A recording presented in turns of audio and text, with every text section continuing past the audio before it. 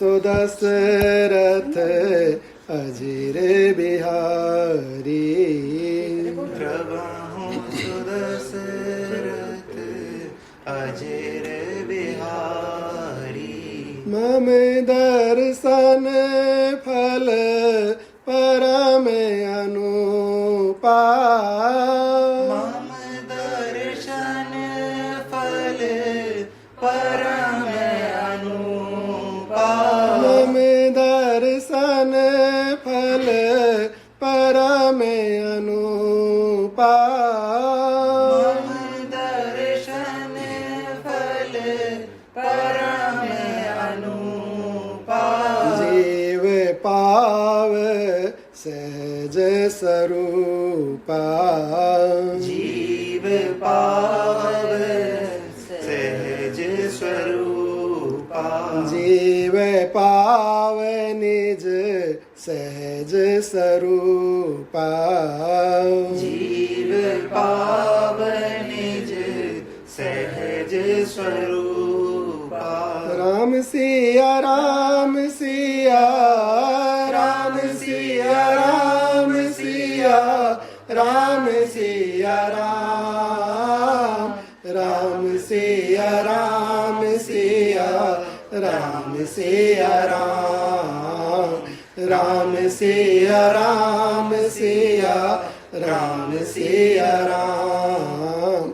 राम सिया राम सिया राम सिया राम। बोलिए समस्त श्री पूजनीय महाराज की जय। समस्त श्री देवी देवताओं की जय। सियावर रामचंद्र भगवान की जय। पवन सुत श्री हनुमान जी महाराज की जय। भाई मेरी साथियाँ जोता वाली माता तेरी सदाई जय। क्षेत्रपाल भैरव बाबा की जय। पवन सुत श्री हनुमान जी महाराज की जय। नमः पार्वती पते हर हर महादेव हर हर महादेव हर हर महादेव हर हर महादेव। जैसे कल हमने श्रवण किया कि ज्ञानी के लिए ये जगत शांत और अविनाशी ब्रह्म है, परंतु अज्ञानी की बुद्धि से भासमान नाना लोकों से युक्त है। ज्ञानी के लिए ये संसार ब्रह्म का रूप है, परंतु अज्ञानी की दृष्टि से ये संसार का रूप है, भासमान हो रहा है अनेक लोकों से द्वारा। जैसे एक पर्वत पर अनेकों परमाणु, अनेकों जो रजकण हैं, वे रजकण पर्वत का ही स्वरूप है और अनंत है। ऐसे ही इस ब्रह्मांड में, इस सृष्टि में अनेकों लोक हैं, यद्यपि वे सारे के सारे ब्रह्म स्वरूप हैं। ज्ञानी की दृष्टि में जितने भी लोक हैं वे सब ब्रह्म स्वरूप ही हैं, ब्रह्म ही है। जैसे पर्वत पर स्थित धूलकण पर्वत ही है, पृथ्वी पर स्थित धूलिकण पृथ्वी ही है, ऐसे ही इस ब्रह्मांड में जो भी कुछ है वो परमात्म स्वरूप ही है। तो ये अनंत है और जितने भी हैं जो भी हैं परमात्म रूप ही है।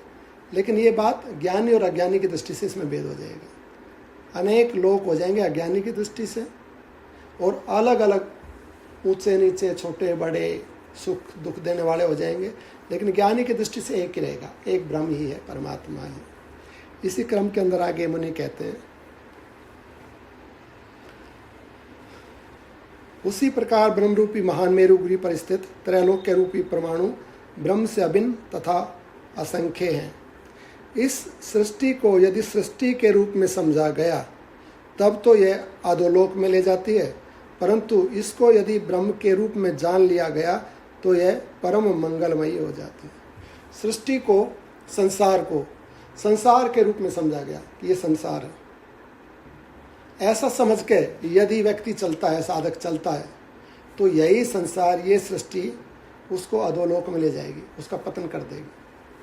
क्योंकि सृष्टि या ये संसार ये स्वयं ही पूर्ण नहीं है, तो जो इसको पूर्ण और सत्य मानकर, सुखमयी मानकर, शाश्वत मानकर इसको ये समझेगा कि ये सृष्टि है और इसी को मेरे को पाना है, इस संसार में मेरे को रहना है। संसार के साधन, जीव, मनुष्य, पशु, पक्षी ये सत्य हैं, यही सुख देंगे और ये रहेंगे। इस प्रकार से संसार का रूप सत्य मान के यदि चलता है, इस मानसिकता को लेकर रहता है, तो ये संसार उसका पतन कर देगा, क्योंकि संसार स्वयं ही नहीं रहना है। एक दिन ये संसार ही विलीन हो जाना, या कहो कि पतन हो जाना। तो जो स्वयं ही नहीं रहेगा वो उतार कैसे सकता है? परंतु इस सृष्टि को सृष्टि के रूप में न समझकर परमात्मा के रूप में समझ लिया जाए, तो यही सृष्टि, यही संसार हमें तारने वाला या हमारी गति करने वाला हो जाएगा। तीनों कालों के अंदर और तीनों अवस्थाओं में, जागृत, स्वप्न, सुषुप्ति, भूत, भविष्य, वर्तमान, तीनों कालों में, तीनों लोकों में जो भी चीज है, जो भी वस्तु है, उस वस्तु को, उस स्थिति को या उस भाव को परमात्म रूप मान लिया गया। तो फिर चाहे किसी भी स्थिति में है, किसी भी लोक में है और किसी भी अवस्था में परमात्मा से जुड़ा हुआ, चाहे स्वप्न देख रहा है, चाहे जागृत अवस्था में, चाहे इस लोक में, चाहे उस लोक में, ये सब परमात्मा स्वरूप है, भगवत स्वरूप है। तो उसकी साधना होगी, उसका भजन होगा, वो परमात्मा से जुड़ा हुआ। ऐसा जो साधक संसार को परमात्मा का रूप मानकर इसकी उपासना करेगा तो परमात्मा को प्राप्त हो जाएगा। जो जिसको जैसा मानेगा, संसार मान के रहेगा तो संसार को प्राप्त हो जाएगा, इसको परमात्मा मान कर रहेगा तो परमात्मा। जैसे एक ही भोजन है, उसी भोजन को यदि औषधीय रीति से खाए तो रोग को दूर कर देगा। उसी भोजन को यदि परमात्मा का प्रसाद समझ के परमात्मा भाव से ग्रहण करे तो परमात्मा को प्राप्त करा देगा। और उसी भोजन को यदि स्वाद बुद्धि से खा रहा है तो रोग पैदा कर देगा। भोजन एक ही है, एक ही भोजन में भाव बदलने से उसका प्रभाव बदल जाएगा। तो यही संसार, इस संसार को जिस भाव से देखेगा उसके भाव के अनुसार वस्तु या हमें गति प्राप्त होगी। इसको संसार के रूप में देखेगा तो संसार मिल जाएगा, और परमात्मा के रूप में देखेगा तो इसी से परमात्मा की प्राप्ति हो जाएगी। यह सब जगत विश्व के कारण विज्ञान स्वरूप है। सच्चिदानंद ब्रह्म परमात्मा ही है। ये सारा ब्रह्म है, परमात्मा, संसार भी है और ब्रह्म भी है, परमात्मा भी है। क्योंकि जिससे जो उत्पन्न होता है उसे तद्रूप ही समझना चाहिए। इसलिए समस्त वेद प्रपंच आत्मज्ञान हो जाने पर ज्ञानी की दृष्टि में शुद्ध चिन्ह मात्र है। ये बताया गया कि ये सारा का सारा संसार परमात्मा का रूप है। कैसे? तो ये कहा गया, मुनि कहते हैं यहाँ पर कि जो जिससे पैदा होता है वो वही है, जिससे जो प्रकट होया है। जैसे पृथ्वी से जो पैदा होया, पृथ्वी से पेट पैदा होया, तो वस्तु तो पृथ्वी है, आज नहीं तो कल पृथ्वी के रूप में परिणित हो जाएगा। जो वायु से जो चीज पैदा हुई है वो वायु है। इसी रीति से जो चीज परमात्मा से पैदा हुई है तो परमात्मा ही है। अब परमात्मा से प्रकृति निकली, प्रकृति प्रकट हुई, प्रकृति 5 महाभूतों से ये सारे ब्रह्मांड बने। तो परमात्मा से प्रकट होने के कारण प्रकृति भी परमात्मा ही है, और प्रकृति से संसार बना है तो इसलिए संसार भी परमात्मा ही है। क्योंकि जो जिससे पैदा होता है वो वही है। ये नियम है, ये सूत्र है विज्ञान का, इसको काटा नहीं जा सकता। काष्ठ से काष्ठ पैदा हुआ, मिट्टी से मिट्टी यानी कि पृथ्वी से पृथ्वी पैदा होगी, ऐसे परमात्मा से परमात्मा पैदा होगा। तो जो जिससे पैदा होता वो वही रूप है। मनुष्यों से मनुष्य, दूसरे जीवों से दूसरे जीव, जो जिससे पैदा होता वो उसका रूप है। तो इस नियम के अनुसार ये सृष्टि परमात्मा से पैदा हुई है, परमात्मा से प्रकट हुई है, तो इसलिए परमात्मा स्वरूप है। ज्ञानी की दृष्टि में ये शुद्ध परमात्मा है। वेद, जो ज्ञानी है, जिसने इसको जान लिया है, उस ज्ञानी की दृष्टि से समस्त वेद जानने वाला, जो भी जानने में आ रहा है, समस्त वेद दृश्य प्रपंच आत्मज्ञान हो जाने पर ज्ञानी की दृष्टि से शुद्ध चिन्मय ही है। अब हमें क्यों नहीं दिख रहा परमात्मा? ये हमें संसार क्यों दिख रहा है? क्योंकि जो आत्मज्ञानी है उसको दिखेगा। जिसको स्वयं का ज्ञान हो गया, आत्मा का ज्ञान हो गया, अर्थात जो स्वयं ब्रह्म स्वरूप हो गया है, उस ब्रह्म स्वरूप को संसार ब्रह्म स्वरूप दिखता है। लेकिन जो संसारी है उसको ये ब्रह्म नहीं दिखता। तो उसमें न दिखने में जो कारण है वो अज्ञान है। और ब्रह्ममय दिख रहा है, उसमें कारण ज्ञान है। तो ज्ञान और अज्ञान दोनों ही अवस्थाएं हमारे करने से होती हैं। हम ज्ञानमयी कार्य करेंगे तो ज्ञान प्रकट हो जाएगा, और अज्ञानमयी जो हमारा विचार कार्य होगा तो हमें अज्ञान प्रकट हो जाएगा। तो ज्ञानी जो है उसकी दृष्टि में ये परमात्मा है, लेकिन अज्ञानी की दृष्टि में ये संसार है। वस्तु एक ही है, देखने में भेद है। जैसे एक आदमी, अभी जैसे आप लोगों को मैं सामने से दिखाई दे रहा हूँ, लेकिन जो अगर कोई पीछे बैठा हो तो उसको पीठ दिखाई देगी। तो वस्तु एक ही है, व्यक्ति एक ही है, लेकिन पीछे वाला बोलता कि नहीं पीठ है, सामने वाला बोलता नहीं फेस है। तो दृष्टि का भेद है, वस्तु व्यक्ति एक ही है। ऐसे ही हमारी दृष्टि का भेद है। हमारी दृष्टि यदि ज्ञानमयी है, हम ज्ञानमयी हो गए हैं तो संसार हमें परमात्मयी दिखता है। जब तक हम ज्ञानमयी नहीं है, अज्ञानी है, तो यही संसार हमें संसार के रूप में दिखता है।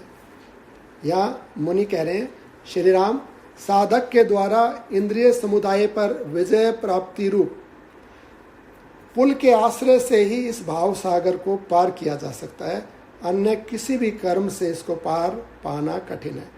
अब पहले जो ये बात हुई कि ज्ञानी को ही परमात्मा के रूप में दिखता है, तो ज्ञानी बनने का तरीका क्या है, मोक्ष प्राप्त करने का तरीका क्या है, या इसको यदि भवसागर कहा गया है तो इस भवसागर से पार जाने का तरीका क्या है।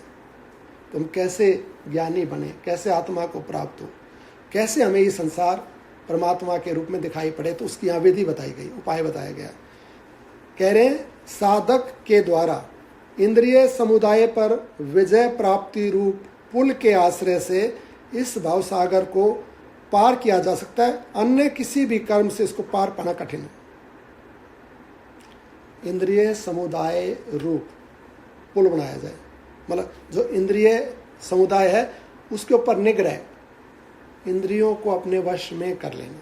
तो जो व्यक्ति क्या खाना है, कितना खाना है, कब खाना है, क्या करना है, कब करना है, कितना करना है, क्या बोलना है, कब बोलना है, कितना बोलना है, जिसको इसका ज्ञान हो गया कर्म का ठीक से, तो वो अपने मुख को, अपनी इंद्रियों को उतना ही आज्ञा देता है जितनी आवश्यकता है, उतना ही खाने देगा, उतना ही बोलेगा, उतना ही कार्य करेगा, समाज में उतना ही व्यवहार करेगा जितना आवश्यक। और उस व्यवहार में भी क्या उसको फल मिल रहा है, कि क्या उस व्यवहार से संसार की प्राप्ति हो रही है, या उस व्यवहार से परमात्मा की प्राप्ति हो रही है। इस प्रकार पहले तो ज्ञान हो कर्म का, और फिर अपनी उन इंद्रियों को उतना उतना अधिकार दिया जाए, कंट्रोल। जैसे हम कमांड देते हैं ना, हम कंप्यूटर को कमांड देते हैं तो हमने जो खोलना है हम वो कमांड देंगे, जो नहीं खोलना वो हम नहीं खोलते हैं, वो फोल्डर बंद रहता है या वो साइट बंद रहती है, जिस साइट को हम नहीं खोलना, जिस साइट को हम कमांड देते हैं वो साइट खुलती है। तो ऐसे ही हम अपने मन को, अपनी इंद्रियों को, अपने शरीर को भी साध सकते हैं। तो जिस व्यक्ति ने अपनी इंद्रियों पर वश कर लिया, कंट्रोल कर लिया, साध लिया, तो उसने मानो इस संसार रूपी सागर पे पुल बना दिया, और अपनी इंद्रियों रूपी पुल के द्वारा वो इस संसार सागर को पार कर सकता है। साधक के द्वारा इंद्रिय समुदाय पर विजय प्राप्ति रूप पुल के आश्रय से इस भवसागर को पार किया जा सकता है, अन्य किसी भी कर्म से इसको पार पाना कठिन है। इंद्रियों पे कंट्रोल नहीं, सोचे मैं दान कर दूं, दान के सारे मेरी गति हो जाए, या मैं और कोई अच्छा कार्य कर दूं, पुण्य कर दूं, या मैं तप कर लूं बहुत ज़्यादा, और तप करके फिर आता फिर इंद्रियों पे, मन पे काबू नहीं। तो कोई भी साधन कर ले, जब तक इंद्रिय समुदाय पर कंट्रोल नहीं होगा, अपने वश में नहीं होगी, जब तक इस मन को, इंद्रियों को भगवान से नहीं जोड़ा जाएगा, भगवान से नहीं लगाया जाएगा, तब तक संसार को पार नहीं कर सकता। चाहे कुछ भी कर ले, जप कर ले, तप कर ले, यज्ञ कर ले, हवन कर ले, दान कर ले, पुण्य कर ले, तीर्थ सेवन कर ले, कुछ भी कर ले, कठिन है, नहीं होगा पार। मन को कंट्रोल करना पड़ेगा, पहले शरीर को कंट्रोल करना है, शरीर के बाद इंद्रियों को कंट्रोल करना है, उसके बाद मन को कंट्रोल करना है। पहले शरीर और इंद्रियों को अपने वश में करना है, और मन को अपने वश में करके परमात्मा से जोड़ना है। जो खाता है, जो बोलता है, जो व्यवहार करता है, सब परमात्मा ही देखने लगे, सोचने लगे, समझने लगे, परमात्मा से जुड़ा रहे, तो ये चीज़ें वश में आने लगती है। ये जो बता दिया गया कि इंद्रिय को वश में कर लिया तो समझो पुल बना दिया सागर पे, और उस पुल से पार जा सकता है। अब इंद्रिय वश में कैसे होंगी, उसका तरीका यहाँ पर बताया जा रहा है। इंद्रिय वश में करने का उपाय है निरंतर शास्त्र अध्ययन और सत्संगति के अभ्यास से जो विवेक युक्त हो गया है वही इंद्रिय जयी होता है। निरंतर शास्त्र अध्ययन यानी कि ज्ञान का सोर्स वो शास्त्र से मिल रहा है, किसी और संत महात्मा से, यानी कि दो ही सोर्स है ज्ञान, और दो जगह से मिलेगा, या तो शास्त्र से मिलेगा या सत्संग से मिलेगा, यानी कि संतों का, अच्छे लोगों का, ज्ञानी पुरुषों का संग करने से। तो जो ज्ञानी होगा वही तो ज्ञान देगा, जिसको ज्ञान नहीं हो ज्ञान दे नहीं सकता। या तो शास्त्र से ले ले ज्ञान या सत्पुरुषों से ज्ञान। उससे क्या होगा, निरंतर शास्त्र अध्ययन और सत्संगति के अभ्यास से यदि किया गया, शास्त्र अध्ययन किया और सत्संगति की, सत्संगति सत्पुरुषों का संग भी है, और सत्पुरुष यदि नहीं मिल रहे, हम कहाँ ढूंढने जाए सत्पुरुष? तो शास्त्र है ना अपने पास, तो शास्त्र को पढ़ो और सत का संग करो। सत परमात्मा का नाम है, तो परमात्मा का संग करो। आत्मा सत है, आत्मा का यानी कि अपने से जुड़े रहो, आत्मा से जुड़े रहो, भगवान से जुड़े रहो। शास्त्र का अध्ययन और भगवान का संग, दो कार्य करो। इन दो कार्य करने से क्या होगा, विवेक पैदा हो जाएगा। विवेक किसको कहते हैं कि जो अलग अलग बता देगा कि ये प्रकृति है, ये आत्मा है, ये शाश्वत है और ये नष्ट होने वाला है, ये कल्याण का मार्ग है, ये पतन का मार्ग है। विवेक बता देगा। तो शास्त्र अध्ययन करेगा, कथा सुनेगा, ज्ञान सुनेगा, सत का संग करेगा तो विवेक पैदा हो जाएगा, क्योंकि जिसका संग करा है उसका प्रभाव आएगा जीवन के अंदर। शास्त्र का संग किया है, परमात्मा का संग किया है, तो उसका फल मिलेगा विवेक, ज्ञान आ जाएगा उसके अंदर।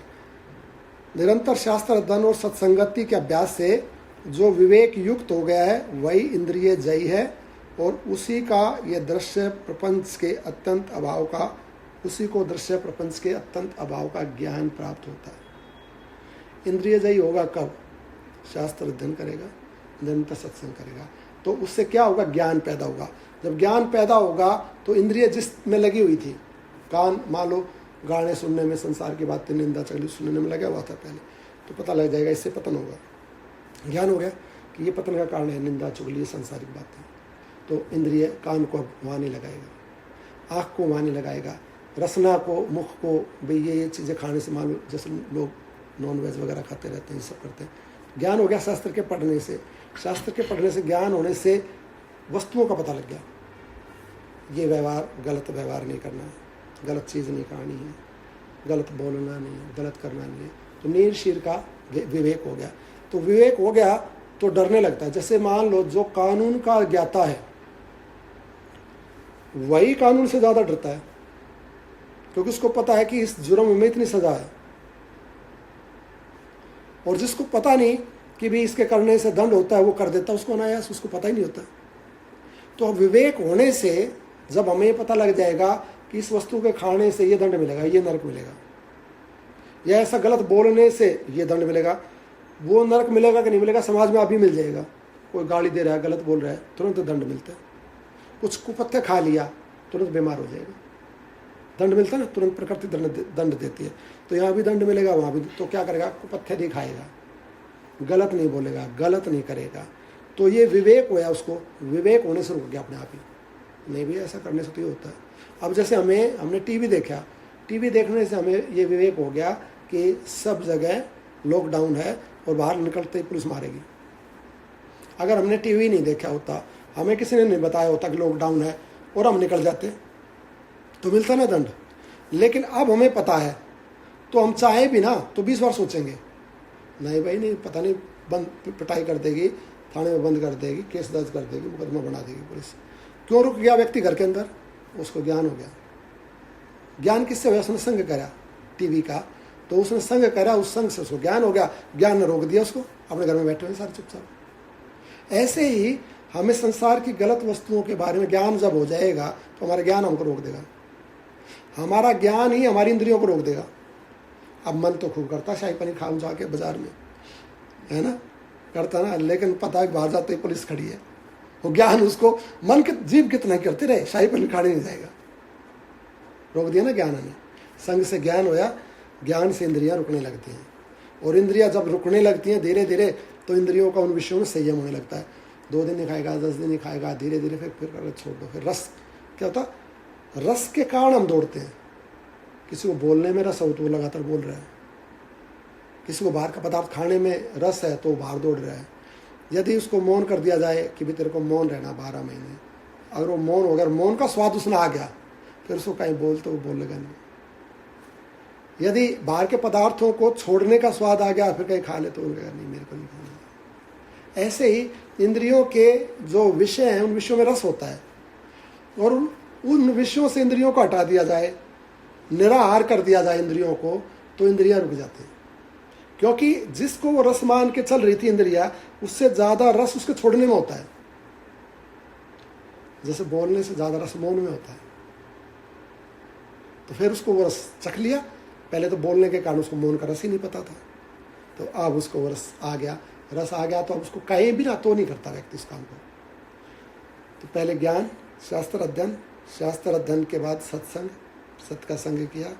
इनके करने से उसको विवेक हुआ, ज्ञान हुआ, और ज्ञान के होने से इंद्रियों पर संयम आने लगा, भय के कारण या रस की निवृत्ति के कारण। या तो अब हम बाहर नहीं जाएंगे पुलिस के डर के कारण, या हमें इंटरेस्ट ही नहीं है बाहर जाने का, हमने खाना पीना ही नहीं है, बाहर घूमने का अपने को इंटरेस्ट ही नहीं है।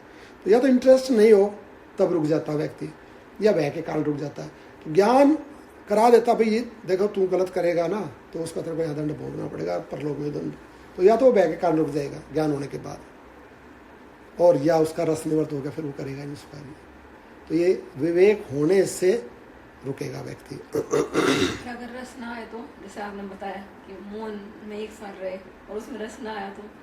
नहीं, रस होता है।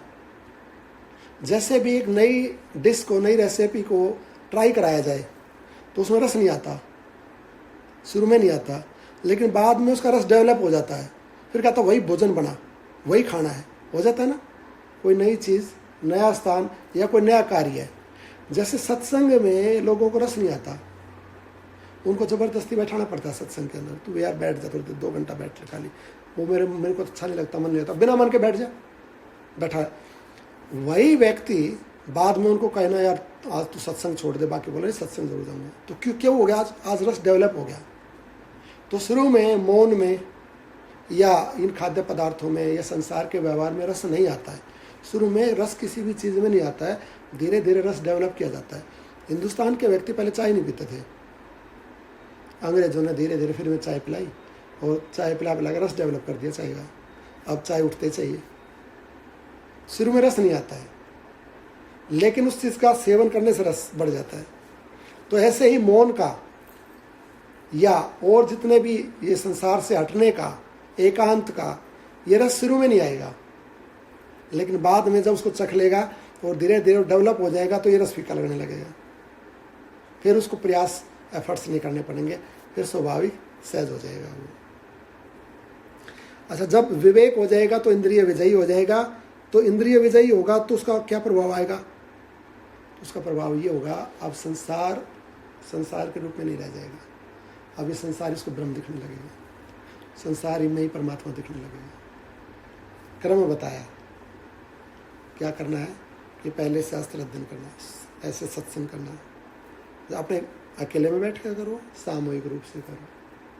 तो पहले शास्त्र अध्ययन, फिर शास्त्र अध्ययन का मनन यानी कि सत्संग करना।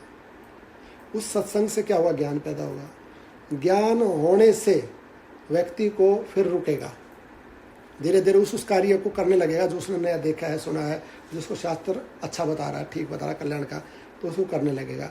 उसको करने लगेगा तो खराब चीज़ छूटने लगेगी, अच्छी चीज़ में रस बढ़ने लग जाएगा। जब अच्छी चीज़ में रस बढ़ने लग गया अर्थात संसार छूटने लग जाएगा, परमात्मा में रस बढ़ने लग जाएगा। तो धीरे धीरे उसका क्या प्रभाव आएगा? धीरे धीरे संसार निवृत्त हो जाएगा, परमात्मा दिखने लगेगा। तो दृश्य विलीन हो जाएगा, दृश्य नहीं रहेगा। दृश्य नहीं रहेगा मतलब संसार के रूप में संसार नहीं रहेगा, ये संसार ही परमात्मा के, फिर उसको सब परमात्मा दिखेगा। परमात्मा, ये क्रम बताया, ये होगा उसका पहला चरण है शास्त्र अध्ययन। सौंदर्यशालियों में श्रेष्ठ राम, संसार सागर की श्रेणियाँ आती जाती हैं, चली जाती हैं, मतलब ये संसार आता जाता रहता है, प्रकट होता रहता है, विलीन होता रहता है। ऐसे ही सृष्टि बन रही है, बिगड़ रही है। मैंने सारा क्रम तुमसे बता दिया। हमने उत्पत्ति प्रकरण सुने ना, उत्पत्ति प्रकरण में बताया कि ऐसे ऐसे संसार बनता है। अब स्थिति प्रकरण प्रारंभ हुआ, तो स्थिति का मतलब है पहले बने चीज़ और फिर वो ठहरी रहे, उसको स्थिति बोलते हैं। तो स्थिति प्रकरण, पहले उत्पत्ति प्रकरण मुनि ने बोला है, तो कह रहे हैं कि मैंने सारा कर्म बता दिया उत्पत्ति प्रकरण का। ये संसार ऐसे ही बनता रहता है, इसमें बहुत अधिक वर्णन कहने से करने से क्या लाभ है, जान ही गई तुम किस किस तरह से क्या क्या चीज़ें बन रही। लेकिन जब किसी भी सब्जेक्ट को मतलब जब हम कंप्लीट करते हैं तो लास्ट में उसको कंक्लूड करते हैं, कुछ मुख्य मुख्य बातें कि देखो अब ये इतना बड़ा लेक्चर दिया गया, ये प्रवचन या ये बातें बताई गई और ये सब जान गए हो तुम, लेकिन इनमें से ये थोड़ी मुख्य बातें हैं, तो कंक्लूड कर रहे हैं यहाँ पर मुनि, फिर द्वार से कह रहे हैं, द्वार से बता रहे हैं एक तरह से कि संसार कैसे बनता है। तो उसके अंदर यहाँ पर कह रहे हैं, मन ही कर्म रूपी वृक्ष का अंकुर है। मन कर्म रूपी वृक्ष का अंकुर है, उस मन के नष्ट हो जाने पर कर्म रूपी शरीर वाला संसार भी नष्ट हो जाता है। मन से, मन ही कर्म रूपी वृक्ष का उत्पत्ति का, यानी कि मन से शरीर पैदा होता है। हमने भावना की कि मैं शरीर रूप से प्रकट हूँ, मैं परमात्मा, जैसे परमात्मा नहीं, परमात्मा के एक अंश ने भावना की कि मैं जीव हो जाऊँ, संसार में जाऊँ, तो मनन करने से शरीर मिला और शरीर मिलने से उस शरीर के द्वारा कर्म होने लगे। तो शरीर कर्म वृक्ष है, कर्म करने का क्षेत्र है शरीर, ये कर्म वृक्ष है। किससे पैदा हुआ है? ये मन से पैदा हुआ है। आगे जो शरीर मिलेंगे वो किससे मिलेंगे? मन से। आज हम जो मनन करेंगे, जैसा मनन करते हैं वैसा हम कार्य करते हैं, और जैसा कार्य करते हैं वैसा फल मिलता है। अब हम कर्म कर रहे हैं और जन्मों के, उन कर्मों के अनुसार मनुष्य जन्म पाने योग्य कर्म है तो मनुष्य देह मिल जाएगी, खराब कर्म है तो नीचे की योनियाँ मिल जाएंगी, अच्छे कर्म है देवताओं की योनियाँ मिल जाएंगी। लेकिन जैसा जैसा हम चिंतन कर रहे हैं, उस चिंतन के अनुसार जैसा कार्य कर रहे हैं, उससे वैसे वैसे शरीर मिल जाएंगे। लेकिन हम ये सोच ले कि नहीं, अब शरीर नहीं पाना है, अब जन्म मृत्यु से छुटकारा पाना है, अब भगवान का भजन करना, अब सत्संग करना, अब सत्य से जुड़ना है। तो इसमें मनन होने लगेगा, चिंतन होने लगेगा परमात्मा का, शास्त्र का, सत्य का, परमात्मा का, आत्मा का, उनकी बात, उनकी चर्चा, उनका चिंतन, उनके विषय में शोध, वो सब होने लगेगा और उसमें जीवन बीत जाएगा। तो क्योंकि मन ने संसार का चिंतन नहीं किया तो उसको संसार नहीं मिलेगा। लेकिन मन ने यदि संसार का चिंतन किया है तो उसको संसार मिलेगा, अर्थात देह मिलेंगे अगली। और देह ही कर्म रूपी वृक्ष है। जैसे वृक्ष में टहनी भी आ जाती है, छाल भी आ जाती है, पत्ते भी, फूल भी, फल भी सब आ जाता है ना, ऐसे शरीर में ही सब है। इस शरीर से ही सब कुछ हो जाता है। मन ही कर्म रूपी वृक्ष का अंकुर है।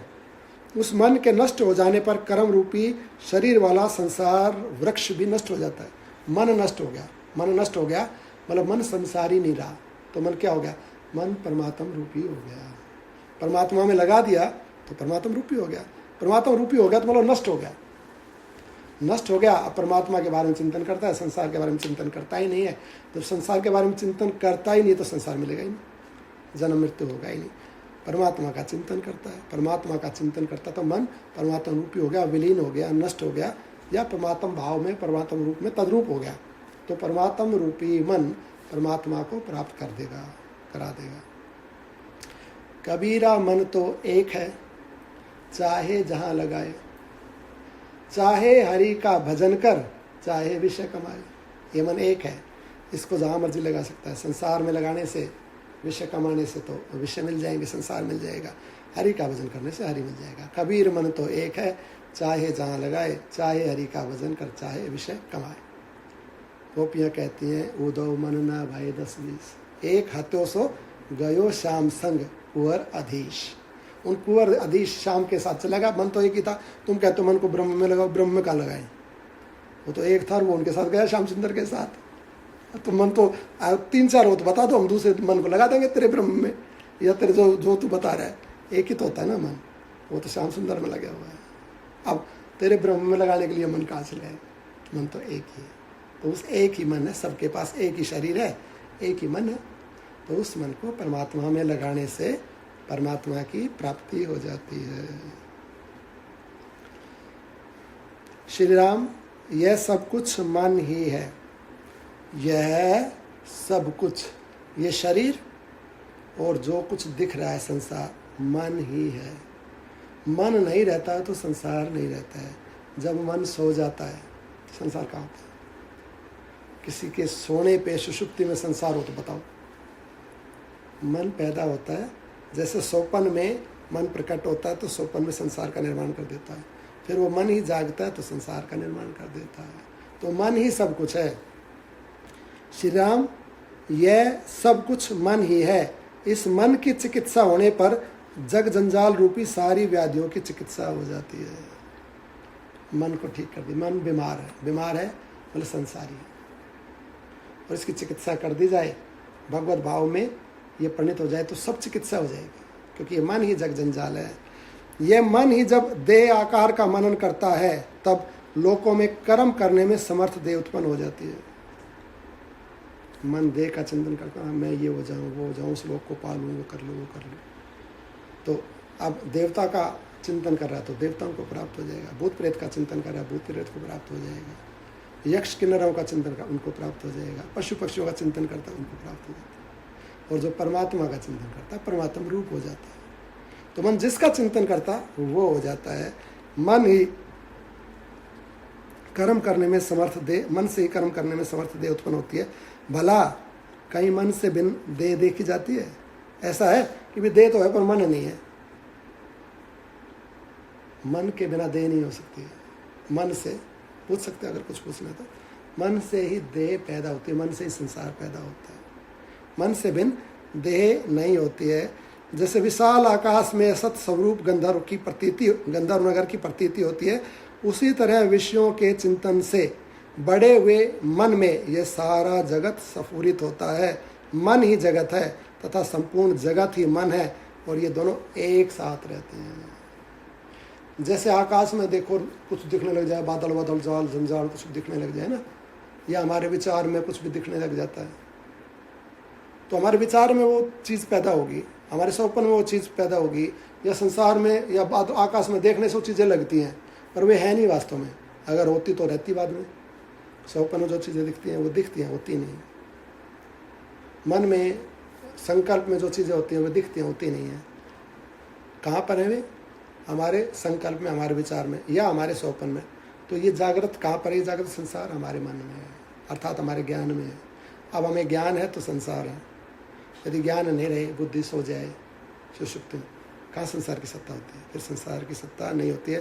तो इससे सिद्ध होता है कि मन और संसार एक ही चीज़ है, दोनों के दोनों। रघुनंदन, समस्त तृष्णाओं की शांति हो जाने पर विशुद्ध चित्त पुरुष की जो स्थिति है उसी को सत्य आत्म तत्व कहा गया है, उसी को निर्मल चैतन्य कहते हैं। समस्त ऐष्णाओं की शांति होने पर ब्रह्मरूप हो जाता। 3 प्रकार की ऐष्णाएं, लोकेष्णा, वित्तेष्णा और पुत्रेष्णा। लोक में प्रतिष्ठा, सुख सुविधा, ये कुछ भी पाना, अपना मेरा नाम हो जाए, मेरी प्रतिष्ठा हो जाए, लोग मेरी पूजा करें, लोक में मेरी ख्याति हो जाए, तो उसको बोलते हैं लोकेष्णा। दूसरी है वित्तेष्णा। वित्त कहते हैं धन को, तो धन चाहिए। धन यानी कि रुपया पैसा, बढ़िया शरीर, स्वास्थ्य, सुख सुविधाएं, सब धन है। तो दूसरी है वित्तेष्णा, और तीसरी है पुत्रेष्णा। ख्याति भी है संसार में, सुख सुविधाएं हैं, ये संतान चाहिए, तो पुत्रेष्णा। तो 3 प्रकार की ऐष्णाएं हैं, संतान की इच्छा, अपनी प्रतिष्ठा की इच्छा और धन की इच्छा। 3 प्रकार की ऐष्णाएं। और ये तीनों ऐष्णाएं नहीं रहे, न मान सम्मान, प्रतिष्ठा, नाम नहीं चाहिए। कोई बोलता तो बोलता रहे, अपने को नहीं चाहिए। कोई अपनी पूजा नहीं करवानी। जैसे कल बात हो रही थी, संत पैर नहीं छूते। क्यों छुआना भाई? मेरा क्यों पैर छूना है? भगवान का छू, मेरी इसमें क्या है? 8 मास का नहीं छुआते। वो जय जयकार अपनी नहीं करने देंगे। अपना कहीं उनका नाम बढ़ चढ़ कर बोला जाए कि भाई ये इतने बढ़िया, ये इतने, जैसे प्रद्युम्न महाराज जी के सामने उनकी बड़ाई कर दो तो उठ के चले जाएंगे या फ़ोन काट देंगे, सुनेंगे ही नहीं। लोकेशना नहीं चाहिए उनको, लोक में प्रतिष्ठा नहीं चाहिए उनको, धन नहीं चाहिए उनको, रुपया पैसा, उनको तो शरीर भी नहीं चाहिए। शरीर भी है तो ठीक है, भगवान का भजन हो रहा, नहीं है तो क्या दिक्कत है? अभी जैसे ये महामारी चल रही है, इसमें सांसारिक व्यक्ति में और जो भगवान का भजन करने वाले उनमें एक मुख्य भेद मिलेगा। पता लग जाएगा कि ये व्यक्ति कितना संसारी है या कितना आध्यात्मिक है, भगवान का भजन करने वाला। वो मुख्य भेद करने वाली चीज़ है भय। जो बहुत ज़्यादा मृत्यु से डर रहा है, सारे उपाय कर रहे हैं कि 1 मिनट में ये हाथ धो लूँ, वो कर लूँ, मर ना जाऊँ, ये ना हो जाए, वो ना हो जाए, संसारियत में एक क्षण में। मतलब सावधानियां रखना, प्रिकॉशन लेना खराब नहीं है, ले लो, कोई बात नहीं है, लेकिन भयभीत है बहुत ज़्यादा, मरना नहीं चाहता किसी भी कीमत पे। चाहे दुनिया मर जाए, मैं जिंदा रहूं। और एक वो है सांसारिक व्यक्ति, और दूसरा वो भी कर रहा है नॉर्मल तरीके से, ठीक है, आना जाना खाना पीना सब कर रहा है, जिंदा है तो ठीक है, मर गए तो ठीक है, उसको भय क्यों नहीं है? तो उसमें भय इतना क्यों सांसारिक में?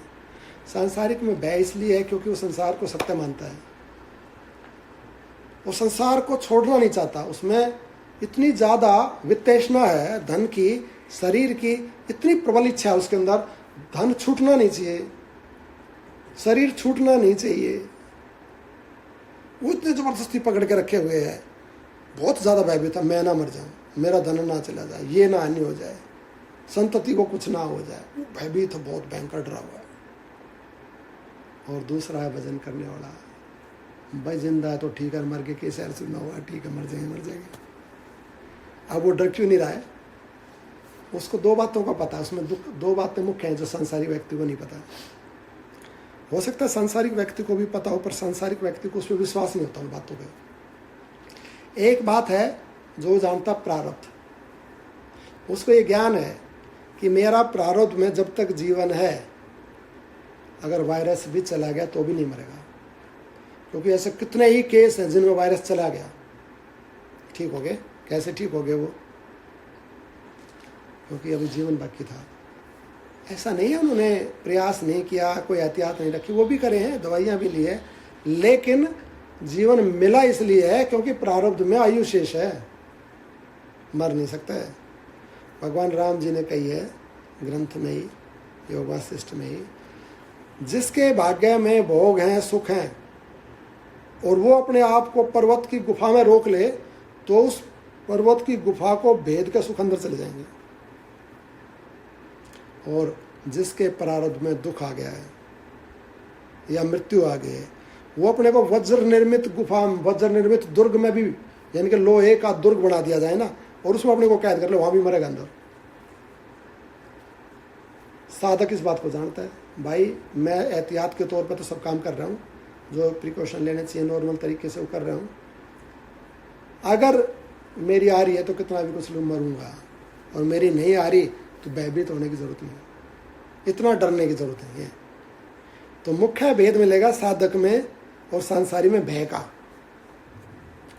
पहली बात, क्योंकि वो प्रारब्ध को जानता है। दूसरी बात, सांसारिक व्यक्ति को संसार का भरोसा होता है, उसको साधन का भरोसा है, उसको रुपए का भरोसा है, उसको मेडिकल साइंस का भरोसा है, उसको संसार की चीज़ों का भरोसा है।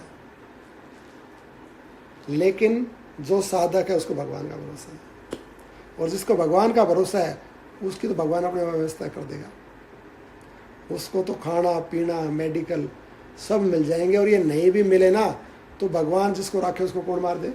मीरा जहर पीगी भगवान के नाम पे, मरी नहीं मर सकती, क्योंकि उसको भरोसा भगवान का है। नंबर 2, हमारा जो मन है ना, वो सबसे बड़ी दवा है, वो सबसे बड़ी शक्ति है, और वही सबसे बड़ी दुर्बलता है, और वही सबसे बड़ा विषय।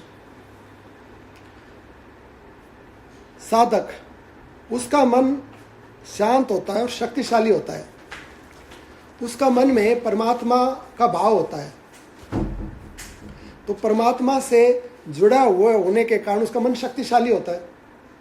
साधक का मन शक्तिशाली, मन जिस व्यक्ति का है, शक्तिशाली मन जिस व्यक्ति का है, उस व्यक्ति के ऊपर कोई भी विकट परिस्थिति कार्य नहीं कर सकती। मन के हारे हार है, मन के जीते जीत, सहजे सब विधि पाई, ये मन ही के प्रतीत। जैसा जिसका मन है, कमजोर मन का व्यक्ति सारी सुविधाएं हो और हॉस्पिटल में भी यदि एडमिट है, मर जाएगा। उसका मन ही उसको मार देगा। दवा नहीं है, मतलब इतना बड़ा रोग नहीं है, पर वो मन का हारा हुआ व्यक्ति है। लेकिन जो साधक है, उसके मन को परमात्मा की शक्ति होती है, और परमात्मा की शक्ति होने से, परमात्मा से जुड़ा होने से, क्योंकि परमात्मा परम शक्तिशाली है, परमात्मा परम शक्तिशाली है, तो साधक का मन भी शक्तिशाली होता है। वो विकट से विकट परिस्थिति में पार निकल जाएगा। वो पहाड़ को चीर के गुफा बना देगा। वो बिल्कुल कठिन से कठिन रोग को हरा देगा। तो मन औषधि से ज्यादा कार्य करता है। मन में यदि ठान ली ना कि मेरे को सफल होना है, मेरे को जीना है, मेरे को इस रोग को हराना, तो जीत जाएगा। और मन से हार गया तो जुकाम से मर जाएगा। तो मन किसका प्रबल है? जिसका भगवान से मन जुड़ा हुआ है। शक्ति से जुड़ने से ये शक्ति संपन्न हो जाएगा, और संसार से जुड़ने से दुर्बल हो जाएगा। संसार से जुड़ा तो बच्चे को कुछ नहीं हो जाए, पत्नी को कुछ नहीं हो जाए, रुपया ना चला जाए, शरीर को कुछ नहीं हो जाए, रिश्तेदारों को, बस इसी में चिंतन में सूखता चला होगा, मर जाएगा खुद, बिना बीमारी के मर जाएगा। तो धन, वित्तेष्णा, और दूसरी पुत्रेष्णा, संसार यानी कि अपनी संतति, अपना परिवार, अपने रिश्तेदार। मेरे शरीर को कुछ नहीं हो जाए, मेरे बीवी बच्चों को कुछ नहीं हो जाए, मेरे रिश्तेदारों को, इनको कुछ नहीं हो जाए, ये इसमें उसका जीवन रहता है, इसमें वो सोचता रहता है। तो ये तीन ऐशनाओं में व्यक्ति जीते हैं, या तो प्रतिष्ठा के अंदर, या रुपए पैसे के कारण, या संतति के लिए। ये तीन प्रकार की ऐशनाएं, इनमें उलझे फंसे पड़े सारे। अब यहाँ पर मुनि ने कहा जिसकी ये तीनों ही ऐशनाएं समाप्त हो गई हैं, तीनों ऐशनाएं, रघुनंदन, समस्त ऐशनाओं की शांति हो जाने पर विशुद्ध चित्त पुरुष की जो स्थिति है उसी को आत्मा कहा गया है। जब तीनों ऐशनाएं निकल गई ना इस चित्त से, इस मन से, तो इस मन का क्या नाम हुआ? विशुद्ध चित्त, यानी कि शुद्ध हो गया ये। अब इसमें रोग नहीं रहा, अब इसमें दोष। जैसे शरीर में रोग रहे तो शरीर के नष्ट होने की संभावना ही रहती है, और शरीर से रोग निकल जाए तो नष्ट नहीं होगा। तो मन में रोग रहने से, ये तीन रोग हैं मन में, लोकेशना, वित्तेशना, पुत्रेशना, ये तीन ऐशनाएं हैं। ये तीन रोग हैं, ये बीमार करके रखती हैं मन को, और ये मन को मार देती हैं, अर्थात हमारा पतन कर देती हैं। और जिसके तीनों ही ऐशनाएं नहीं है, भाई ठीक है, तीनों हैं, बहुत बढ़िया, भगवान ने दे रखे, बहुत बढ़िया, अच्छी संतान, बढ़िया, खूब रुपया वैसे धन दे रखे, बढ़िया, मान सम्मान है, समझ, बढ़िया, नहीं है तो भी बढ़िया, क्या फर्क पड़ता है? तो उसको तीनों की कामना ही नहीं है उसके जीवन में, तीनों को महत्व नहीं था, होने पे भी महत्व नहीं देता है और नहीं होने पे भी महत्व नहीं देता, वो इनसे ऊपर उठ गया है। तो ऐसा जो व्यक्ति है, तो मानो उसके मन का रोग निकल गया है, निरोग हो गया मन। और ऐसा जो निरोग चित्त है उसको विशुद्ध चित्त बोलते हैं। और जैसा विशुद्ध चित्त का स्वामी है उसी को आत्म तत्व बोलते, वही आत्मा है। उसी सत्य आत्म, उसी को सत्य आत्म तत्व कहा गया है, और उसी को निर्मल चैतन्य कहा गया, उसी को ब्रह्म कहा गया है, निर्मल चैतन्य, जिसमें से ऐशनाएं निकल गई हैं। तो ये जब ये है नहीं, ना उसको संसार चाहिए, ना शरीर चाहिए, ना कोई पुत्र इत्यादि, संतान इत्यादि कुछ चाहिए, ये है तो ठीक है, नहीं है तो ठीक है, तो वो ब्रह्म हो गया है। पहले ये बता दिया गया कि शास्त्र अध्ययन करेगा, शास्त्र अध्ययन से वो ज्ञान हो जाएगा, ज्ञान से उसको ऐसे ऐसे करके दया जाएगा, उसमें मतलब गलत कार्य करने से भगवान से जुड़ेगा, तो उसके द्वारा ये विवेक संपन्न हो जाएगा। फिर इसकी ये सब ऐशनाएं, तीनों ऐशनाएं निकल जाएंगी, और जब तीनों ऐशनाएं रोग निकल गया, ब्रह्म हो गया है। निर्मल सत्व स्वरूप मन जिस वस्तु के विषय में जैसी भावना करता है वह वस्तु तत्काल वैसी हो जाती है। निर्मल विशुद्ध मन, जिसके तीनों ऐशनाएं निकल गई, मन निर्मल हो गया, उसमें मल नहीं है उस मन में। अब वो जैसी भावना कर लेगा, वो भावना कर ले कि मैं स्वर्ग में चला जाऊँ, वो कहते यही स्वर्ग प्रकट है, यही प्रकट हो जाए, क्योंकि वो ब्रह्म है, वो सामान्य नहीं है, वो परमात्मा हो गया है। तो जैसी भावना करेगा वही वस्तु तत्काल वैसी ही हो जाएगी। जैसे इस समय जागृत अवस्था में हम लोगों का संसार से स्वयं ही प्रत्यक्ष, संसार का स्वयं ही प्रत्यक्ष भान होता है, उसी प्रकार स्वप्न और ब्रह्म आदि अवस्थाओं में सहस्त्रों संसार भी मिथ्या दृष्टि गोचर होते हैं। जैसा अभी हमें प्रत्यक्ष दिख रहा है दिख रहा है, लेकिन नहीं रहेगा, ऐसा नहीं रहेगा, कल बदल जाएगा, एक क्षण में बदल रहा है। ना ये शरीर ऐसा रहेगा, ना ये संसार, ना ये पदार्थ वैसे रहेगा। ऐसे ही जो स्वप्न में दिखते हैं या हमारे संकल्प में, विचार में दिखते हैं, ये सब मिथ्या हैं, सब बदलने वाले हैं, इनमें से किसी की भी शाश्वत सत्ता नहीं है। संकल्प रूपी आकाश में अनेक संसार रूपी नगरों के समुदाय हैं। संकल्प में, हमारे विचार में क्या क्या सोचते हम, अब उस आदमी के बारे में तो एक नगर पैदा हो गया, अब वहाँ उसके लड़ रहे हैं या बातें कर रहे हैं या कुछ आना जाना घूमना फिरना, पता नहीं क्या, एक नगर बना देते हैं पूरे। तो ऐसे कितने संकल्प हैं, अनंत है, रोज एक दिन में पता नहीं कितने सोच से कितने नगर। तो संकल्प में या इस ब्रह्मांड में अनंत नगर है, अनंत व्यक्ति, अनंत जीव है। संकल्प रूपी आकाश में अनेक संसार रूपी नगरों के समुदाय हैं, अनेक हैं, उनकी कोई गिनती नहीं हो सकती। हम कितना विचार करेंगे, कितना सोचेंगे, क्या गिनती है उसकी, पता नहीं एक दिन में कितने विचार कर लें, कितने संकल्प कर लें, परंतु विज्ञान दृष्टि के बिना मिथ्या प्रतीत नहीं होते। ये संसार है ना, ये बता दिया है, ये जैसे स्वप्न में मिथ्या था, जैसे संकल्प में मिथ्या था, ऐसे ये भी मिथ्या है, परंतु ज्ञान दृष्टि के बिना मिथ्या नहीं लगेगा। हमें जब स्वप्न देखते हैं तो स्वप्न के समय में स्वप्न सत्य दिखता है, जाग गए और जागने के बाद ये ज्ञान हो गया स्वप्न था, मिथ्या मान लेते। क्यों मान लिया? क्योंकि ज्ञान हो गया, सत्य नहीं था, स्वप्न था। तो ज्ञान ने स्वप्न में देखे हुए पदार्थ में उसकी कोई रुचि नहीं, चाहे वो राजा बन गया, और जागते ही तो तब तो राजा रहा नहीं, तो मेरा राज्य कहाँ चला गया, कोई रोता है राज्य के लिए, क्योंकि वो कहता है वो स्वप्न में था, वो सत्य नहीं था वो राज्य। या कोई राजा कंगाल हो गया सपने में और आँख खुल गई, तो वो अब ये थोड़ी सोचेगा अरे मैं कंगाल हो गया था, वो तो कहे मैं तो राजा ही हूँ। क्योंकि ज्ञान उस वस्तु के वास्तविक रूप को जना देता है, और वस्तु का जब वास्तविक रूप हमें पता लग जाता है तो अगर वो है ही नहीं तो हमें दुख नहीं होता। लेकिन वास्तविक रूप पता किससे लगता है? ज्ञान से, परमार्थ दृष्टि से। अब स्वप्न में जैसे पदार्थ सत्य दिख रहे थे, ऐसे जागृत अवस्था में सत्य दिख रहा है। अब हम इसको मिथ्या नहीं मानते।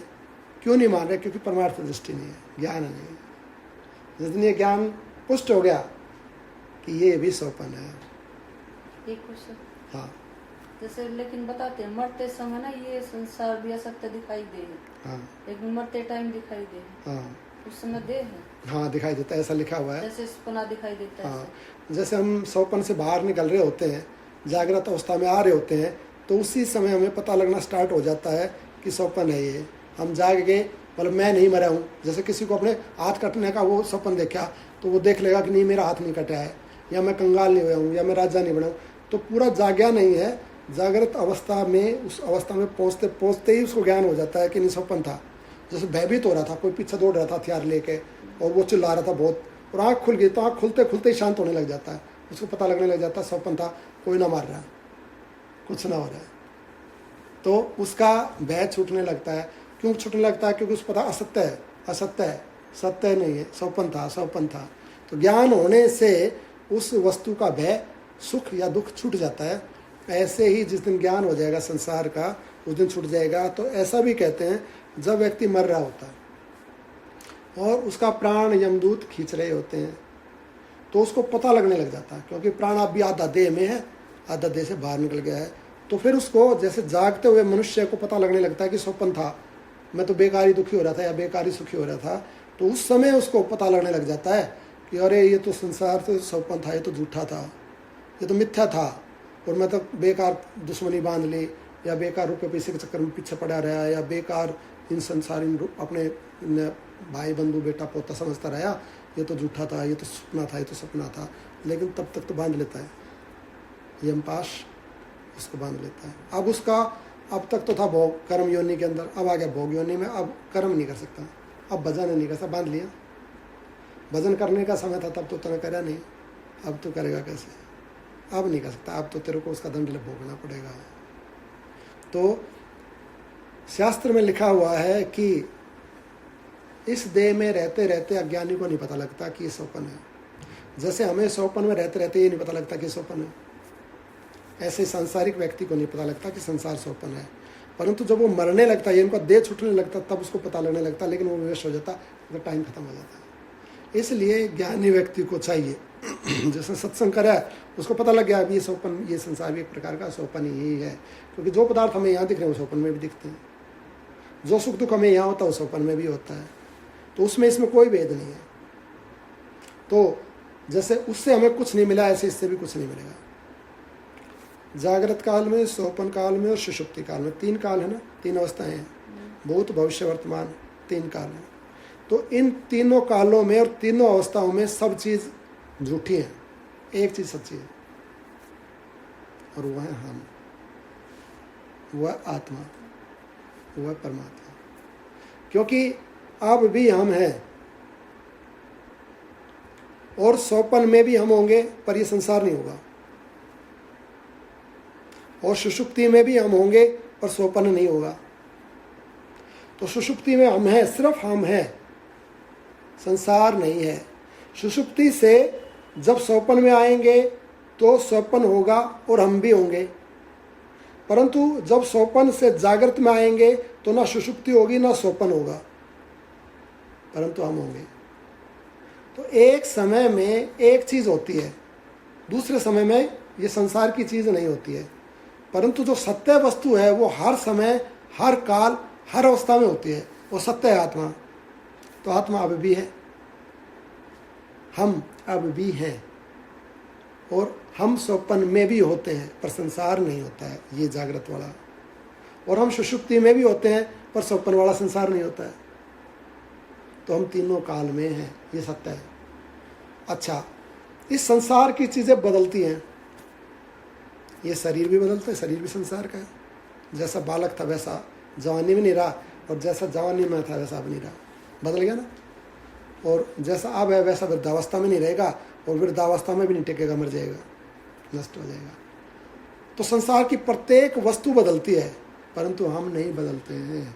हम बचपन में भी थे, हम जवानी में भी थे, हम अब भी हैं, और जब शरीर नहीं रहेगा तब भी हम रहेंगे। सत्ता रहती है, सत्ता नष्ट नहीं हो सकती, आत्मा नष्ट नहीं हो सकती।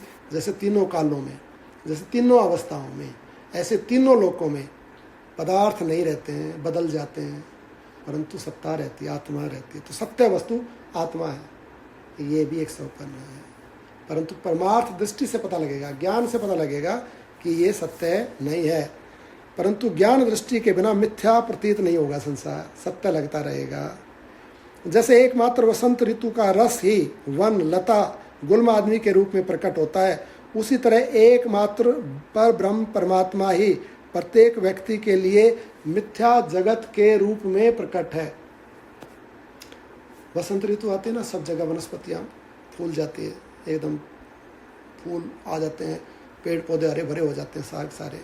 तो उसमें एक ही चीज है, वसंत ऋतु का रस। और जैसे ही वो वसंत ऋतु का रस बढ़ने लगता है तो वनस्पतियां बढ़ने लगती हैं, और हर वनस्पति में वो एक ही रस है वसंत ऋतु का। उसी से पेड़ बड़े हो गए, उसी से लताएं बड़ी हो जाती हैं, उसी से फूल, उसी से फल। एक रस के बढ़ने से पूरा वन समुदाय बढ़ जाता है। तो अब पेड़ अलग है, बड़ा पेड़ अलग है, छोटा अलग है, वनस्पति अलग है, धन अलग है, धान्य अलग है, औषधियाँ अलग हैं, लता, गुल्म, पुष्प, फल सब अलग अलग है ना। कितना बड़ा जंजाल है, पूरा पूरा वन है, पूरा का पूरा, परंतु इनके पीछे एक ही शक्ति कार्य करती है, रस। उससे ये सब सारा का सारा बढ़ रहा है।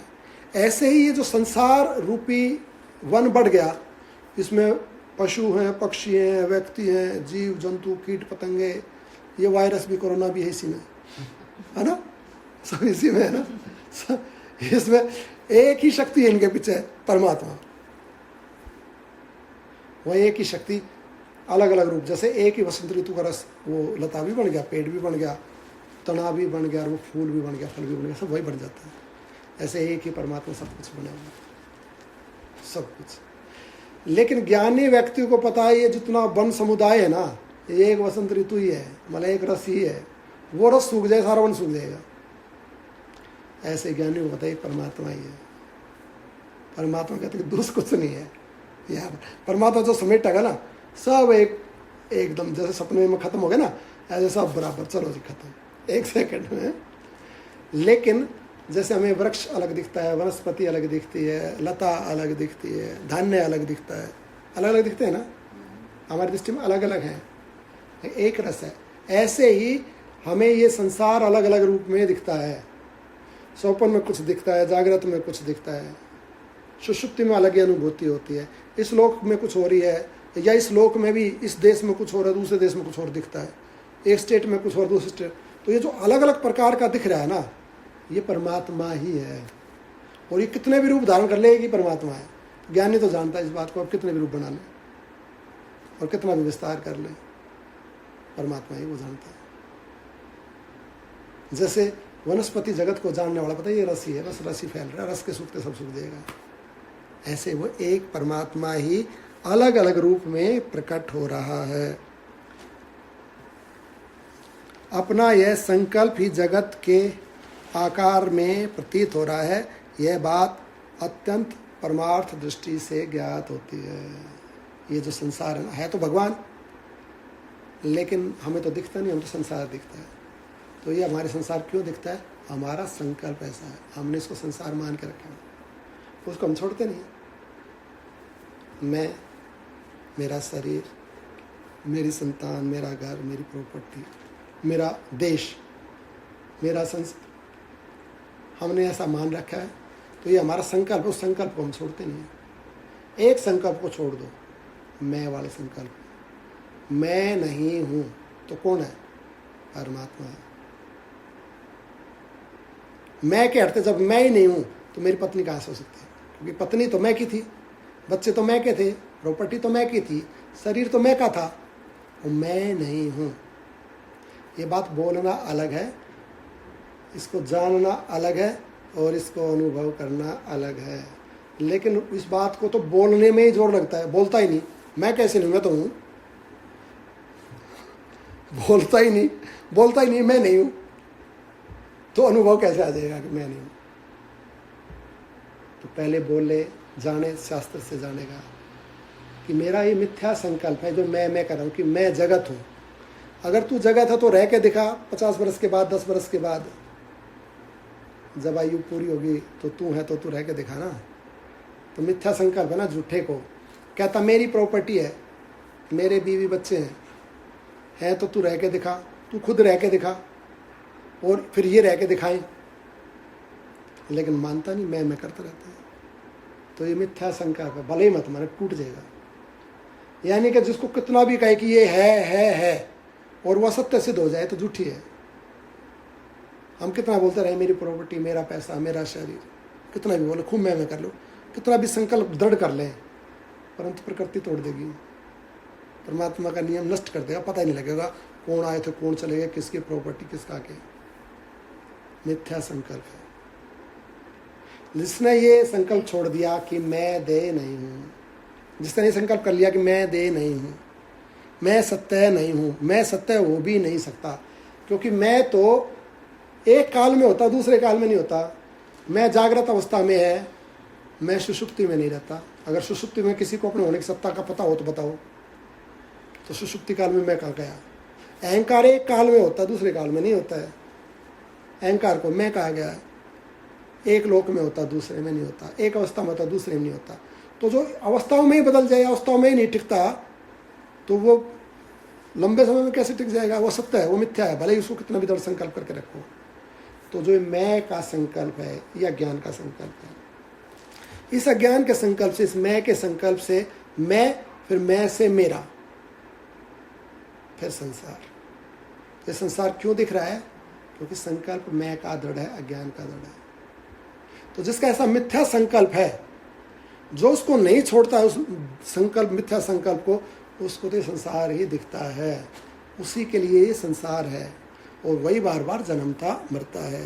परंतु जिसने ऐसे मिथ्या संकल्प को छोड़ दिया है, असत्य मान लिया है, परमात्म भाव में साधना करके सिद्धि को प्राप्त कर लिया, वो परमात्म स्वरूप हो जाता है, उसकी मुक्ति हो जाती है, मोक्ष को प्राप्त हो जाता है। अगर ममता नहीं होगी तो फिर ये परिवार कैसे चलेंगे? बस है ना, बिना ममता के। ममता को दोष बताया गया है और प्रेम को दोष नहीं बताया गया। प्रेम और ममता अलग है। प्रेम और ममता में ऐसा होता है कि जैसे हमारे ये पड़ोसी हैं और इन पड़ोसियों के बाद फिर ये स्टेट के बाद दूसरी स्टेट है, फिर दूसरी कंट्री है, तो हम ये कहते हैं, एक प्रार्थना हम करते हैं, अभी हम करेंगे, सभी करते हैं, बोलो सारे साथ साथ। हे ईश सब सुखी हो, कोई ना हो दुखारी। हे ईश सब सुखी हो, कोई ना हो दुखारी। सब हो निरोग भगवन, धन धान्य के भंडारी। सब हो निरोगी भगवन, धन धान्य के भंडारी। सब भद्र भाव देखें, सन्मार्ग के पथिक हो। सब भद्र भाव देखे, सन्मार्ग के पथिक हों। भूखा न कोई सोवे, दुखिया न कोई होवे, सृष्टि में प्राणधारी। भूखा न कोई सोवे, दुखिया न कोई रोवे, सृष्टि में प्राणधारी। हे ईश सब सुखी हो, कोई न हो दुखारी। हे ईश सब सुखी हो, कोई न हो दुखारी। सर्वे भवन्तु सुखिनः, सर्वे सन्तु निरामया, सर्वे पश्यन्तु भद्राणि, मा कश्चित् दुःखभाग् भवेत्। सब निरोग हो, सब सुखी हो, कोई भूखा नहीं सोवे, कोई दुखी नहीं हो, सबका कल्याण हो। इसका नाम है प्रेम। जो सामूहिक होता है, सबके लिए होता है, उसको बोलते हैं प्रेम। मैं सुखी हो जाऊं, मेरा दुख छूट जाए, मेरी बात बन जाए, इसको बोलते हैं ममता। जो मैं से जुड़ी है वो है ममता, जो सर्व से जुड़ी है वो है प्रेम। प्रेम परमात्मा का रूप है और ममता संसार का रूप है। कितने ही लोग मर जाते हैं, अभी कितने मर गए बता रहे, रोजाना एक ही कंट्री में 1000 आदमी मर गया। हम तो ना रोने की तो बात दूर, मन में सिकवा भी, मन में को मलाल भी नहीं आता है। अपने घर में एक मर जाए पागल हो जाते हैं आदमी। ये है ममता। वहाँ कितने मर गए, कोई दुख नहीं है। संसार में कितने पैदा हो जाएं, कितना धन धान्य बढ़ जाए, कोई सुख नहीं। कितने मर गए, कोई दुख नहीं। लेकिन सबके कल्याण की कामना है, सब ठीक हो, सब सुखी हो, सब भद्र भाव देखें, सन्मार्ग के पथिक हो, भगवान को प्राप्त हो। ये है प्रेम। सबके लिए कामना करना, यानी कि भगवान के लिए, भगवान के विषय में, भगवान के भक्तों के, भगवान के संसार के विषय में सोचना, उनको चाहना, ये है प्रेम। तो प्रेम सामूहिक होता है। प्रेम में ममता में भारी भेद होता है। ममता में लेने की, सुख की इच्छा होती है कि मेरी संतान बनी रहे, मेरा रुपया पैसा बना रहे, मेरा शरीर बना रहे। शरीर में भी ममता है, संतान में भी, रुपये पैसे में भी ममता होती है। तो इसमें ममता में लेना, यानी कि मेरी संतान मुझे सुखी दे, मेरा रुपया मुझे सुख दे, मेरा शरीर मुझे सुख दे। प्रेम में देने की कामना होती है। प्रेम गोपियों ने किया, वो कृष्ण जी को कहती है आप जाओ। तो प्रेम देता है, ममता लेती है। ममता निजी होती है, प्रेम सामूहिक होता है। प्रेम में दोष नहीं है। अब ये बात हुआ, ये प्रश्न हुआ कि बिना ममता के संसार या घर कैसे चलेगा। ममता के बिना घर बहुत अच्छा चलेगा, प्रेम से चलाओ।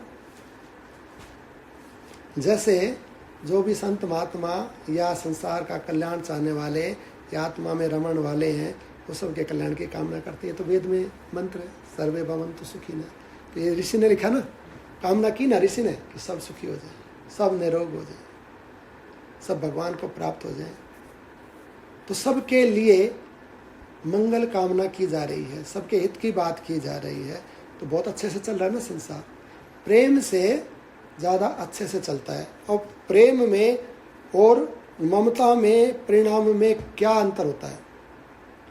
प्रेम मुक्त करने वाला होता है, ममता बांधने वाली होती है। परिणाम जो है प्रेम अर्थात सबके लिए, तो सबके लिए तो अपने परिवार के लिए भी, तो अपना परिवार जब संसार की कामना अच्छी कर रहा है तो अपने परिवार की भी अच्छा कर रहा है, अपने परिवार से भी प्रेम कर रहा है और संसार से भी प्रेम कर रहा है। तो प्रेम से अपना परिवार और सब हमारे कर्तव्य, सब संसार ठीक से चलता है। लेकिन ममता में उसमें लेने की इच्छा है ना, इसलिए अपना बच्चा कुछ गलत भी कर देगा तो उसकी मेर ले लेगी, या मेर ले लेगा माता पिता। उसके लिए कुछ भी गलत काम कर देगा माता पिता, उसके लिए ज़रूरत से ज़्यादा धन जोड़ लेगा, चीज़ें जोड़ लेगा, उसके लिए देना नहीं चाहेगा, लेना चाहेगा, बटोर लेगा चीज़ों को। ये सारे दोष ममता के कारण होते हैं। और प्रेम के कारण तो आज सरकारें बांट रही हैं पैसा, ले जाओ। जो सही लोग हैं, अच्छे लोग हैं, वो पैसा, सुविधाएं, सेवाएं बांट रहे हैं। तो प्रेम में देगा, ममता में लेगा। प्रेम से बहुत व्यवस्थित तरीके से घर और जीवन चलेगा, लेकिन ममता से व्यवस्थित नहीं चलेगा। ममता आखिर में बांध के पतन कर देगी और प्रेम बंधे हुए जीव को मुक्त कर देगा। ये भारी अंतर है। तो बिना ममता के, प्रेम के द्वारा ये घर, हमारा जीवन बहुत अच्छे से चलता है। जैसे संत महात्मा प्रेम करते हैं, उनका जीवन कितना अच्छा चलता है। वो तो उनके लिए कोई ममता थोड़ी है, कोई घर में आते हैं फिर चले जाते हैं, संसार के मंगल की कामना करते हैं, उनका जीवन बहुत बढ़िया चलता है। ऐसे ही उस प्रेम से हमारा जीवन भी अच्छा चल सकता है। परिवार के प्रत्येक व्यक्ति का, चाहे वो परिवार का मुखिया है, चाहे वो परिवार का सदस्य है, प्रेम से उस मुखिया का जीवन भी और परिवार के सदस्यों का इंडिविजुअल जीवन भी अच्छा चलेगा। जैसे एक संत का बहुत अच्छे से चलता है। प्रेम परमात्मा का रूप है। प्रेम से जुड़ा हुआ तो परमात्मा से जुड़ा हुआ है, ममता से जुड़ा हुआ तो मैं से जुड़ा हुआ है। मैं बांधने वाला है और परमात्मा मुक्त करने वाला है। तो प्रेम के कारण मुक्ति हो जाएगी। मैं को छोड़ देगा, ममता को छोड़ देगा तो मुक्ति हो जाएगी। और इस मैं के कारण, इस ममता के कारण ही इसका बंधन होता है। इस प्रकार प्रतीति मात्र से इस जगत को असत्य समझने वाला चित्त स्वयं नष्ट हो जाता है। जो प्रतीत हो रहा है ना, दिख रहा है नहीं, जैसे स्वप्न दिखता है नहीं, जैसे मन का संकल्प में चीज़ें दिखती होती नहीं, ऐसे ये प्रतीत हो रहा पर है नहीं। तो प्रतीत, इस संसार को प्रतीति मात्र ही समझे। ठीक है, दिख रहा है, चल रहे हम भी, भगवान खेल रहा, हम भी खेल रहे हैं इस खेल में, प्रतीत हो रहा है, उसकी लीला तो हम भी सम्मिलित हैं। तो इसको प्रतीति मात्र समझने से, इससे प्रेम कर रहा है। क्यों कर रहा है? कि परमात्मा की व्यवस्था है, परमात्मा की लीला, परमात्मा का संसार है, अपने भी ठीक है, क्या दिक्कत है। तो परमात्मा का रूप समझने से, इसको प्रतीति मात्र समझने से, ज्ञान में इसमें स्थित रहने से, ज्ञानमयी अवस्था में इसमें स्थित रहने से इससे बंधता नहीं है, मुक्त हो जाता है। तो उससे क्या होता है? चित्त नष्ट हो जाता है, मन नष्ट हो जाता है। क्योंकि मन ठहरता ही संसार में है, मन जिंदा ही संसार के भरोसे है। संसार के नष्ट होते मन नष्ट हो जाता है। संसार नहीं रहा तो क्या रहा? परमात्मा। तो परमात्मा रहा, संसार है नहीं तो मन रह नहीं सकता, मन भी नष्ट हो जाएगा। तो मन का क्या क्या हो जाएगा? मन भी परमात्मा हो जाएगा। संसार को प्रतीति मात्र समझने से, इस प्रकार जगत को प्रतीति मात्र समझने से असत्य समझने वाला चित्त स्वयं नष्ट हो जाता है। कहता मैं मन कैसे लगाऊं, मन को कैसे रोकूं? मन को रोकने लगाने की जरूरत नहीं, बस इसको भगवत रूप देखने लग जाए। सब परमात्मा, सब परमात्मा, बस ये सब परमात्मा, मन भी परमात्मा हो जाएगा, अपने आप ही नष्ट हो जाएगा। तो मन के ऊपर फोकस करने की जरूरत नहीं है, इसके ऊपर फोकस करने की जरूरत है। इसको भगवतमयी, परमात्मयी समझने लग जाए। चिरकाल तक परमात्मा रूप चिंतन से, दृढ़ अभ्यास से चित्त की शुद्धि हो जाती है। जो संकल्पों से आक्रांत नहीं है, ऐसे चित्त से ज्ञान का उदय होता है। चिरकाल तक लगातार परमात्मा का चिंतन करता है, भगवान ही है, भगवान ही है, बोलता रहे, चिंतन करता रहे, अनुभव करता रहे, ऐसा मानता रहे। चिरकाल तक एक परमात्मा के चिंतन के दृढ़ अभ्यास से चित्त की शुद्धि हो जाएगी, चित्त शुद्ध हो जाएगा। चित्त शुद्ध होगा मतलब चित्त नहीं रहेगा, मन नहीं रहेगा, मन परमात्मा रूप हो जाएगा। और विवेक यानी कि ज्ञान यानी कि आत्मा की प्रकट यानी कि आत्मा की प्राप्ति हो जाएगी। चित्त का चिन्मय परमात्मा में लय हो जाना, फिर ये जो चित्त प्रकट होया, ज्ञान प्रकट होया, और ये चित्त प्रकट होकर उस सत्ता को जान लेगा, और उस सत्ता को जानकर चित्त का चिन्मय परमात्मा में लय हो जाना उसकी वास्तविक शुद्धि है। अभी तो ये जाना कि ये परमात्मा, ये संसार परमात्म रूप है, और मैं इसको जानने वाला मैं भी परमात्म रूप ही हूँ। तो दो है ना, एक परमात्म रूप संसार और इसको जानने वाला, दो हैं। परंतु बाद में क्या होगा कि सब परमात्मा ही हो जाएगा, परमात्मा में लय हो जाएगा, एक परमात्मा रह जाएगा। यही वास्तविक शुद्धि है और यही मोक्ष है। इस शुद्धि का लाभ होते ही प्रबुद्ध पुरुष परमात्मा को प्राप्त हो जाता है, तो परमात्म रूप हो जाएगा। सिया रामचंद्र भगवान की जय, पवन सुश्री हनुमान जी महाराज की जय, सभी साधु संतों की जय। आओ भजन।